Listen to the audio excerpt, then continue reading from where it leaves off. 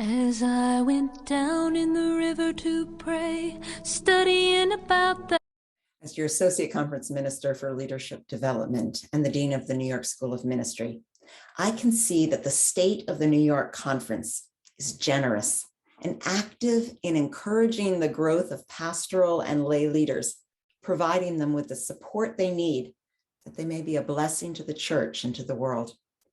This conference has long possessed a strong commitment to education, and that has not waned during these pandemic years. Two examples. In September, a congregation gathered at the First Congregational Church of Riverhead to celebrate the ordination of Tammy Torelli. Tammy had been nurtured as a leader by the Suffolk Association, and when she expressed a call to ordained ministry, that association worked with the New York School of Ministry to create a path that would allow her to prepare for ordination in the midst of a very busy life filled with work and family responsibilities. She pursued the path with eagerness, and when she was called to pastor the Congregational Church in Walcott, Connecticut, the Suffolk Association ordained her and sent their blessings with her. In January, I gathered with others via Zoom to celebrate the ordination of Mary Hoadley, held in a small church in Vermont, not far from the Canadian border. The preacher used Mary's life as a testimony to the power of our insistent and persistent God, who makes a way forward out of what seems like no way at all. Several years ago, Mary, who worked more than full time, had felt a clear sense of calling to preach the good news. And she found through the courses offered by the New York School of Ministry a way to prepare for ordination. The Northeast Association of the Vermont Conference ordained her and sent their blessings with her as she became pastor of the Congregational Church in Brownington Village, Vermont. Tammy and Mary recognized a call to pastoral leadership, and the churches of the New York Conference made it possible. Now, of course, we are not only preparing people for ordained ministry, and we are not only preparing ministers for congregations outside of New York. However, I do need to pause, for it is remarkable in this time when anxiety is high, divisions are deep, and vision can so easily narrow to me, mine, and ours, that the churches of the New York Conference are joined in the holy work of preparing pastoral leaders, not only for ourselves, but for building up the body of Christ beyond New York. And together, we are developing leaders and strengthening congregations across New York, in Oswego and South Hempstead and Lisbon. We are offering a variety of courses designed for lay leaders and for continuing education for ministers. This year, we've had participants from 9 of our 10 associations, about a third ministers doing continuing ed, a third lay leaders, and a third people preparing for ministry. As I watch the changing landscape, I see that NYSOM is uniquely situated to create spaces where participants can engage deeply with one another, where formation, and by that I mean spiritual, moral, and relational development, is not separate from growth in knowledge and the honing of practical skills. A generous gift received this spring from the Janine Heller Foundation will make our offerings even more financially accessible to all who seek to learn. There is much good and necessary work to do as we move forward. We're in the early steps of a program assessment focused on issues of diversity, equity, and inclusion.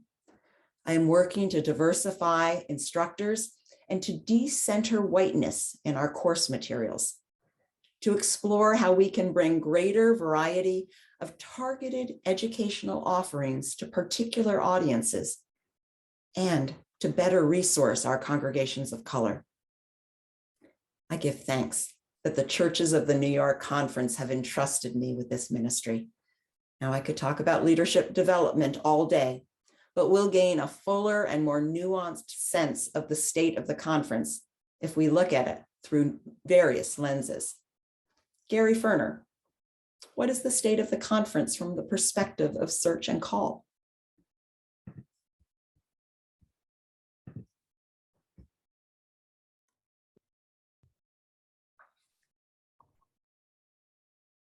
Thank you, Marjorie. I am Gary Ferner, the Associate Conference Minister for Search and Call, and this is my ACM for Search and Call annual report. First, some numbers. The New York Conference received 219 ministerial profiles for circulation. This is 33 more than last year, representing a 15% increase. 33 ministerial profiles were validated, 13 more than last year. And this is a 40% increase. 55 UCC ministerial profiles were forwarded to churches in transition, which is 22 less than last year, or a 40% decrease. This means that while more ministerial profiles are circulating, fewer are being sent to New York Conference churches in transition. 16 local church profiles were posted on the UCC Opportunities page, 3 more than last year. 14 ministerial positions were filled last year, 12 full-time, 1 half-time, and 1 quarter-time. The New York Conference had an average of 36 churches in transition each month over the last year, which represents about 15% of our total congregations. 15 congregations completed the Congregational Welcoming Diversity Inventory as part of their transition process. An average of 15 churches per month were assisted through Search and Call. Also, an average of 6 authorized ministers were helped per month through Search and Call. And now some basic trends about churches in transition in the New York Conference. Smaller churches are struggling to attract candidates. Rural churches are struggling to attract candidates. Churches seeking part-time pastors are also struggling to attract candidates. Candidates are mostly seeking full-time positions with full benefits and housing, often with congregations that have already done work like the ONA work. Churches with full-time positions in suburban or urban areas get larger shares of the profiles. Good intentional interims are worth their weight in gold. Even as more churches in transition are seeing the value in securing an intentional interim, they're becoming harder and harder to find. Transitions are lasting 18 to 24 months on average. The larger the church, generally, the shorter the search. Some of our smallest congregations, however, aren't using the profile search and call process at all. Instead, they're finding local leadership to serve them. Graduates from pastoral leadership programs like seminaries or NISOM have done some anti-racism work, and they've been exposed to racial, gender, or environmental justice issues in their studies. Congregations that haven't done any of this work will have difficulty in attracting recent graduates, regardless of size or resources. Having administered the Congregational Welcoming Diversity Inventory results to 14 out of the 15 churches that have taken the inventory in this last year, nearly all seem to have found some value in the process. Receiving a snapshot of where a congregation is in its welcoming, gaining some new insight into terms and concepts that are important to ministerial candidates, and developing a way to articulate that congregational self-awareness that is developed can have a tremendous impact on a congregation's local church profile. I am deeply honored and grateful to be able to serve the New York Conference with such gifted colleagues, and I thank you all, each of you, for your support, which makes all of these ministries possible.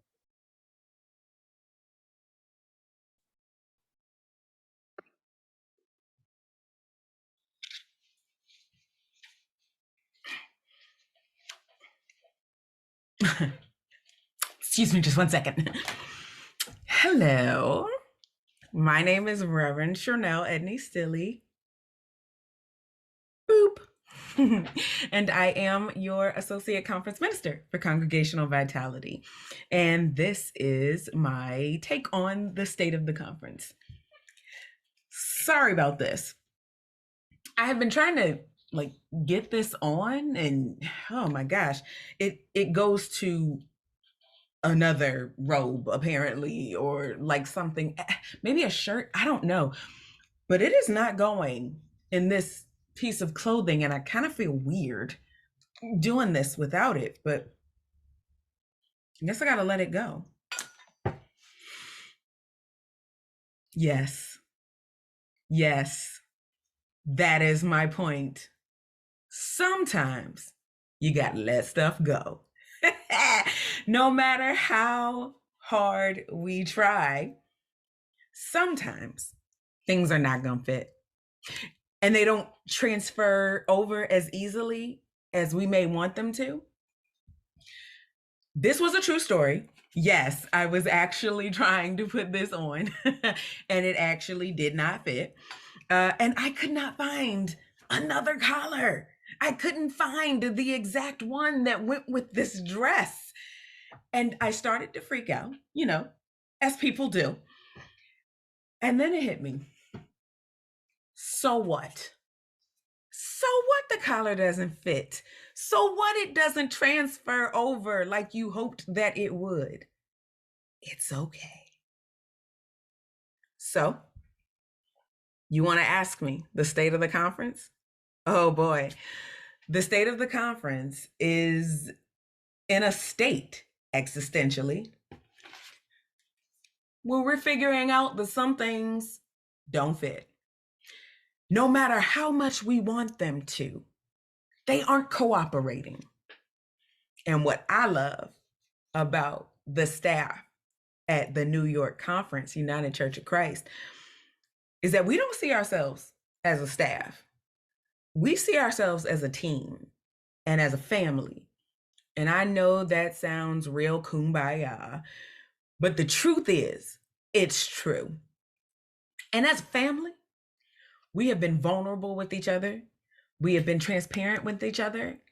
We have been authentic with each other. In naming those things that just aren't fitting anymore. We've cried. We've laughed. We've laughed until we cried. And the truth of the matter is that the best thing I feel that we can do for the churches in our conference and for all of the people in our conference is to be just as honest with you as we all hope to be with ourselves. Things aren't fitting, and that's okay. Things have shifted, and that's okay. So with all the things shifting and with all the things moving and with all the things that are not the same and not transferring over from 2021 to 2022, God knows not 2019 to 2022. With all of those shifts, with all those divine tectonic plates, it's okay. It's okay. Because the shifting means that we lose our grip, right?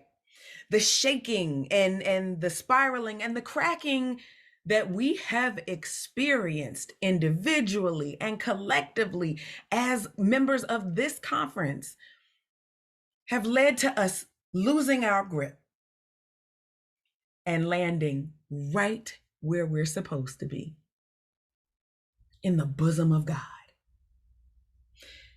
In the bosom of God, there is hope, resurrection, light, peace, safety, comfort. Good things are coming. You know why? Because we're letting go, we're letting God, and we're going to fall right into the refuge of God's bosom today. We'll go ahead and do it again tomorrow, and we'll always do it together. Amen. Family. Last year began with virtual General Synod and a virtual annual meeting. And I, for one, am very glad that we're here in person today. Over the last year, I've seen really two themes in my ministry that I want to share today. One is being enough, and the other is living into resilience or adaptability. Are you enough? Say it with me real quick. I am enough. Let me hear it.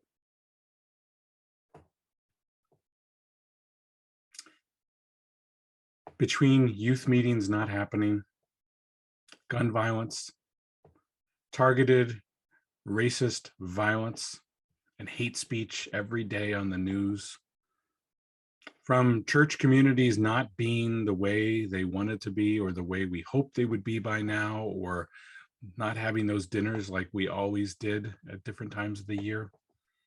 It can be really tough. And I feel sometimes when I talk with other pastors that I hear the same kinds of things. I'm doing too much, or I feel like I'm not doing enough. I'm doing too much tech. I didn't go to seminary or any kind of regional theological education to be Joel Osteen. I didn't go to do all this to be a TV producer. I'm doing too much, and sometimes I'm not doing enough. I typically ask those pastors, I say, could you answer some questions for me? Are you doing justice? Do you love mercy? Do you walk humbly with God? And if so, you are enough. Say it with me one more time. I am enough. So I found out a little while ago that an article I wrote on resilience for happenings has made it in the part of the curriculum of boundary training. Thank you, Penny Cannon. Resilience is important. And an act of resilience is adaptability that I believe we're all living into at this moment. From particularly in the conference, we've had a lot of adaptability. We've had technological tweaks. We've had a new database, a new way to process donations. We've streamlined our costs by centralizing and using software in a better way.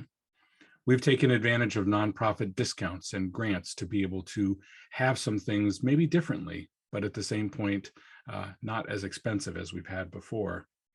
I believe as a conference, we are getting to the place where we are poising ourselves to be more and more nimble, more and more responsive, and more user-friendly for everyone, including our staff and including each of you, I hope, sitting in the pews and in this meeting today.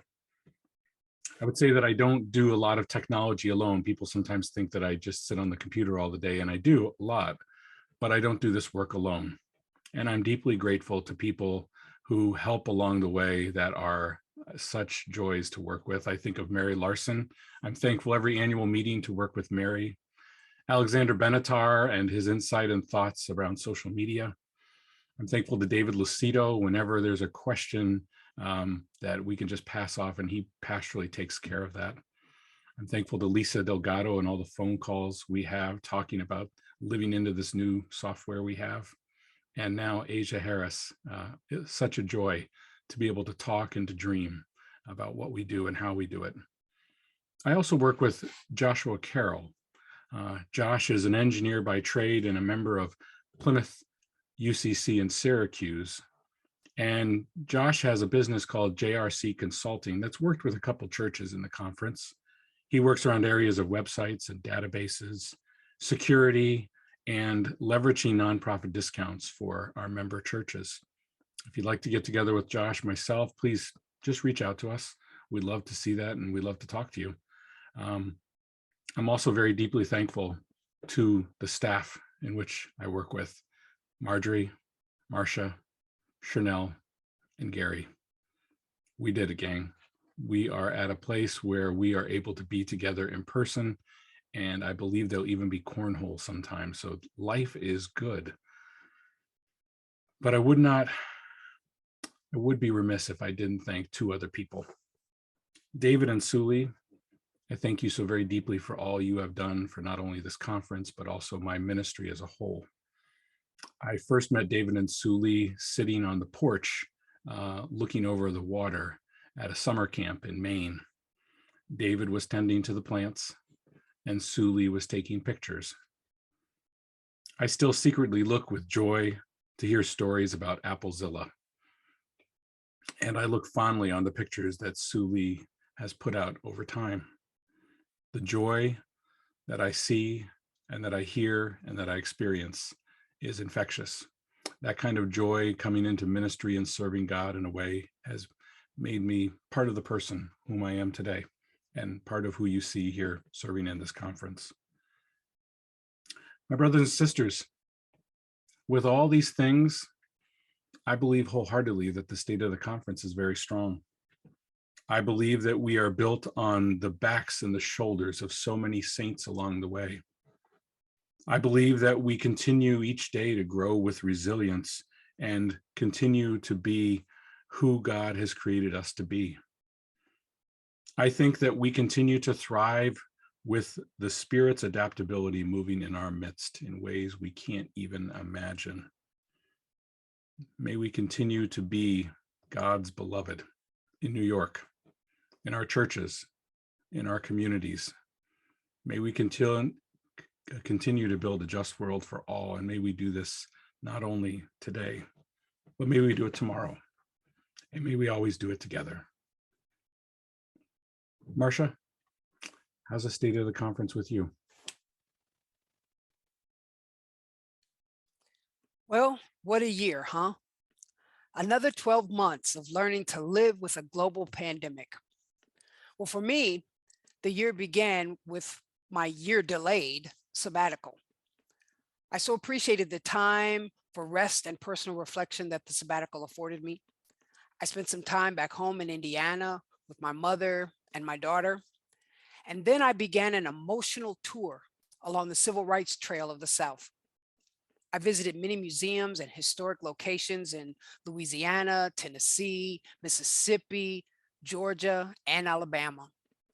I actually sat in the pulpit at Ebenezer Baptist Church in Atlanta, where Martin Luther King Jr. once preached. I crossed the infamous Edmund Pettus Bridge in Selma, the 1965 location of Bloody Sunday. And the most moving visit by far was to the lynching memorial in Montgomery, Alabama. I am convinced that everybody should make it a point in life to visit and to walk this sacred and hallowed ground.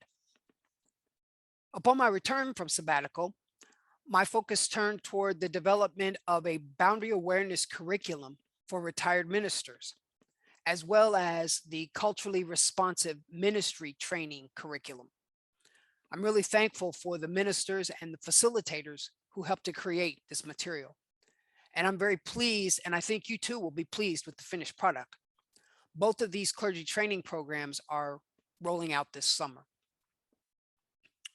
We also conducted a successful in-person consultation on ministry this year. And I want to give a shout out and a hearty thank you to the Homer Congregational Church for being tremendous hosts for this Committee on Ministry training event. Some of the work that I am most proud of this year is our New and Right Spirit anti-racism work. In addition to co-facilitating several training sessions for local churches, I also initiated 2 listening sessions for our conference board.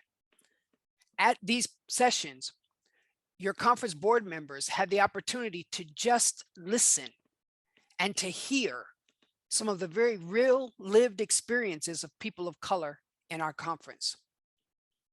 The board then responded to what they'd heard by first recognizing their own need for additional anti-racism training. So then after participating in a full day of training, the board also engaged in a 6-week study of the book entitled Dear White Peacemakers by Osheta Moore. This study was co-facilitated by our own racial justice coordinator, Reverend Gary Smith, and my daughter Courtney, who is a doctoral fellow at Louisiana State University. Additionally, the board then asked me to form a diversity task force. And the purpose of this task force was to take a deep dive into every aspect of our life as a conference, exploring those places where systemic racism might exist, and then how we as a conference might better live into our commitment to being an anti-racism conference. It was a delight for me to work with this faithful group of comprised primarily of laity and clergy of color. I'm pleased to announce that the task force has presented a list of recommendations and proposed bylaw amendments for the board and ultimately for your consideration. Then As with the rest of my colleagues, search and call is always a large part of my work. At one point this year, I had 13 churches in some stage of transition all at the same time. I always take the time and congratulate those churches that have successfully completed their process, and I offer encouragement to those who are still on that journey.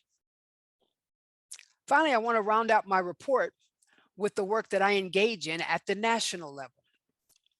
In addition to continuing my term on the UCC Board of Directors, I also serve on the writing team for the upcoming Manual on Church, as well as the newly formed Racial Equity Advisory Team that is conducting diversity, equity, and inclusion assessments at the national UCC level.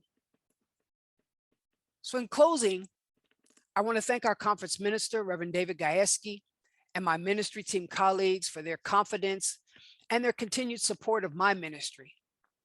It is a joy to be part of such a tremendous group of gifted, spirit-filled individuals that make up our incredible staff. And I am always grateful for the opportunity to serve the people of the New York Conference. Thank you.